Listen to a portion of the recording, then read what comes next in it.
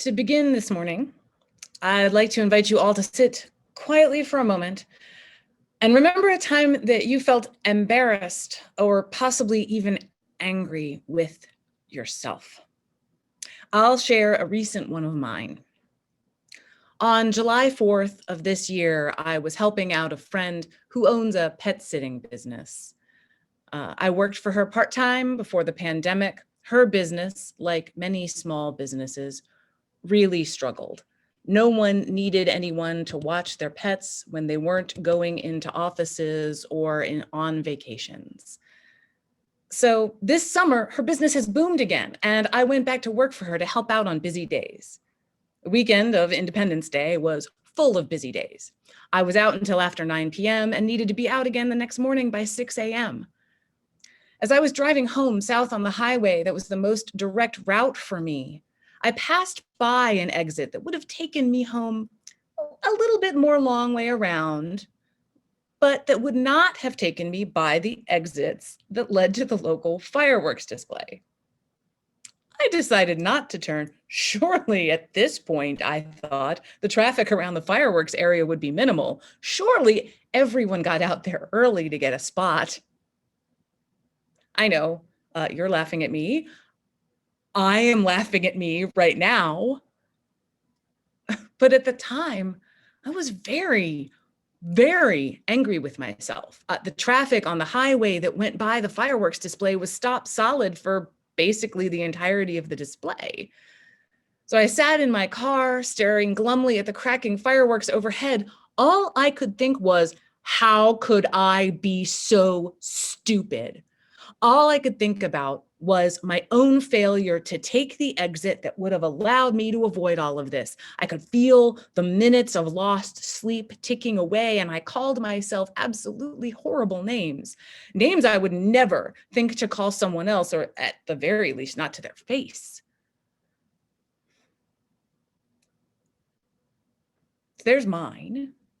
I'd like to ask you to think about how easy it was for you to summon for yourself a time of embarrassment, of shame, of anger or frustration with yourself, how quickly they came, how it might have even been hard to choose just one out of a crowd of memories. Just sit with that for a moment.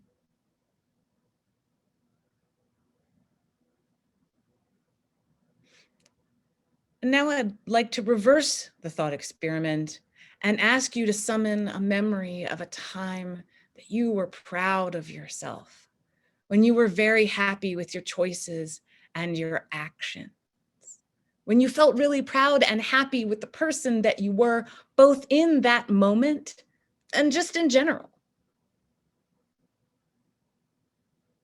Did the answer to those questions come to you slower or quicker than when I asked you to remember a time you were upset with yourself? How easy or hard was it for you to come up with something positive? How did it feel? Did you have to sort through possibilities more with the positive memories or the negative ones? Chances are good that you had more choices presented to you by your brain of negative memories. Psychologists and neurologists have studied this phenomenon within humans. We all do this. Memories of mistakes replay in our brains while we struggle to conjure the memories of magical, happy, contented times. Psychologist Rick Hansen is famously quoted as saying, "The brain is like Velcro for negative experiences, but Teflon for positive experiences." In an interview for the podcast, The Science of Happiness, Hansen explained it this way. "We've discovered what's called in science a negativity bias, which means that the brain, to help us survive, preferentially looks for, reacts to, stores, and then recalls negative information over positive information. For example, there's a pretty famous finding in the realm of relationship psychology from John Gottman of the University of Washington that it takes at least 5 positive interactions to make up for just one negative one. In other words, in effect, a negative interaction in an important relationship is 5 times more powerful than a positive interaction. That's an example of the negativity bias at work. So this bias, once it is known and recognized, can be addressed. There are practices we can do to reinforce positive events, to allow us to dwell more within positive experiences that make our life more expansive and complex and beautiful and whole.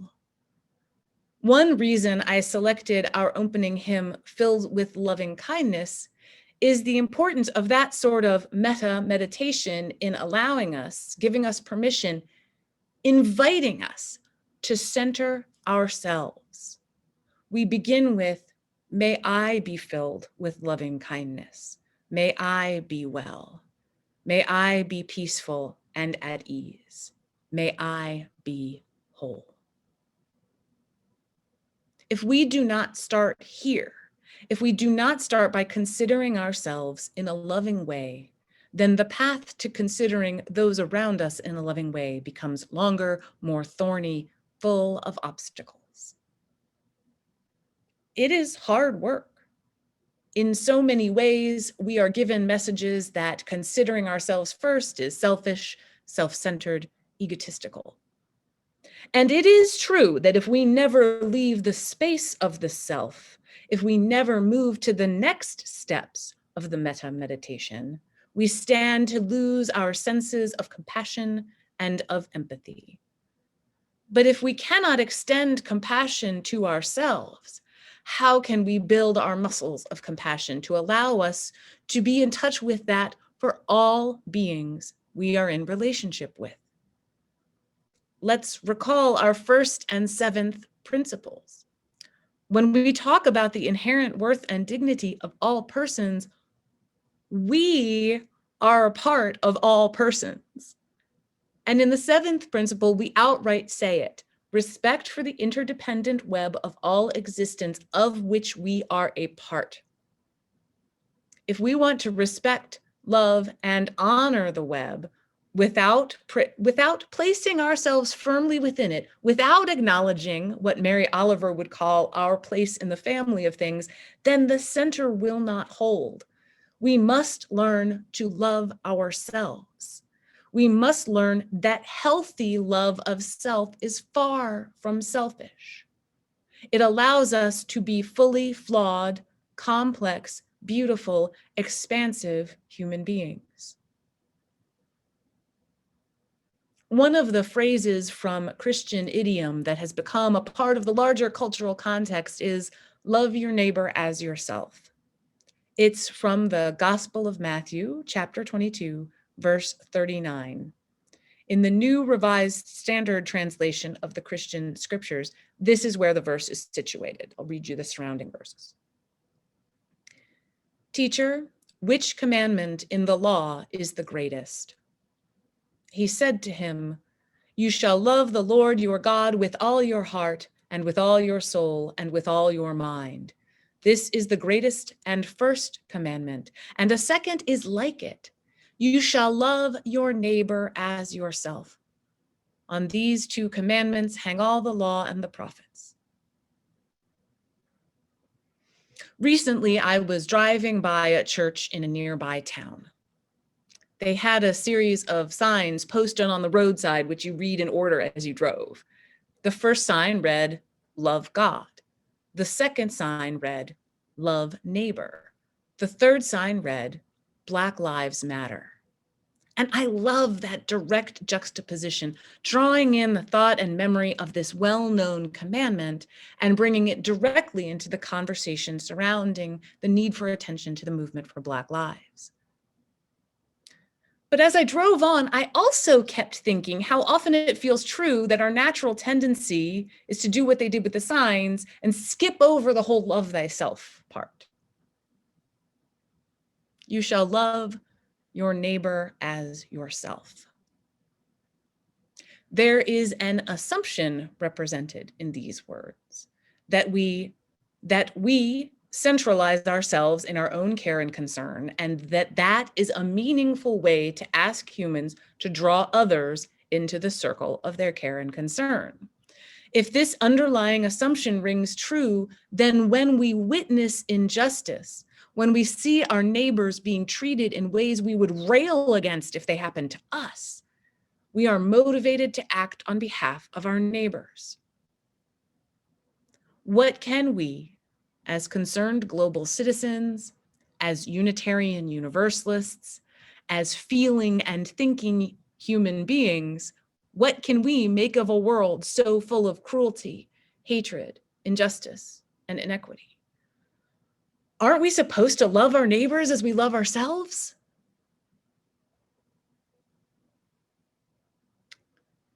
Is that what we are doing?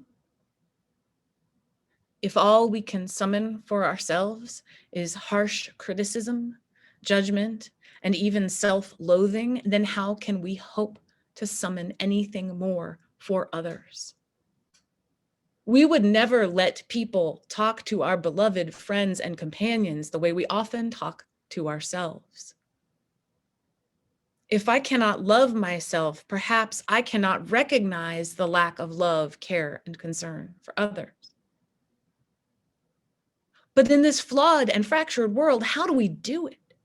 How do we beat the cycle of not loving enough, of feeling as though our well of compassion and concern is run dry?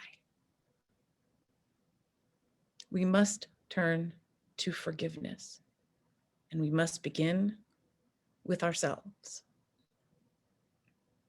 I'm going to draw your attention back to our reading today, the poem Phase 1 by Dilruba Ahmed.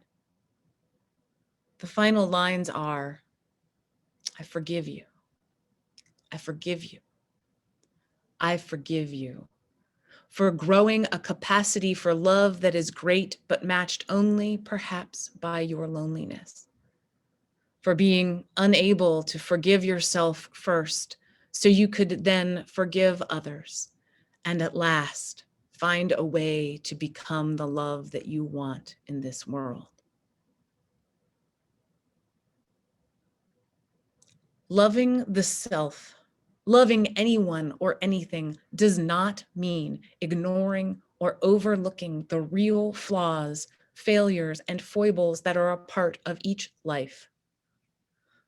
Loving means knowing the flaws, giving grace to understand where they may come from and how they may show up in our lives, and resolving to love anyway. By loving, we are demanding more of ourselves and of others. And if I can figure out how to take all my negativity biased memories, all those days when I look in the mirror and can't think of a single nice thing to say, all those times when my self-talk turns ugly, every time I think I'll sink into the floor in embarrassment and shame, if I can figure out how to love myself, not just in spite of all those, but because of all of those, I will build that skill. Loving is a skill. Loving is an art. Loving is work. I don't mean to say that it's not joyous. When I work on something I love, I feel richly rewarded, even when I am challenged. Dilruba Ahmed's poem invites us to consider so many examples of forgiveness. The poet uses you to mean me, to mean all of us. We think that the poet is actually forgiving herself inside the words of the poem, from letting seedlings die to feeling awkward and nervous for no reason, from leaving the window open and getting library books wet to fearing your own propensity to love. The first time I read this poem, the part that came as a real gut punch to me was this line: for treating your mother with contempt when she deserved compassion. I have a complicated relationship with my own mother, and this is not a rare thing. I think many of us have a sense of thorny strangeness when we consider our relationships with our primary childhood caregivers. And to me, the path to figuring out how to have love and compassion for my mother and the choices she made had to start with having compassion for myself and all the flaws I see in my own decisions. And by seeing myself and my own journey in that part of the poem, the whole thing opened to me. Yes, yes, to forgiving myself for the frustrations, the wrong choices, the failures. If I see how flawed and complicated I am, how flawed and complicated my mother is, my friends are, then I can extrapolate that out to every other person. And if I can do that, then when I have those moments where I am proud and know that I've done the best I could with what I have and I can love myself, then I can extend and extrapolate that to others as well. It is work. It is building a muscle by flexing it again and again and allowing it to rest when it is strained or tired.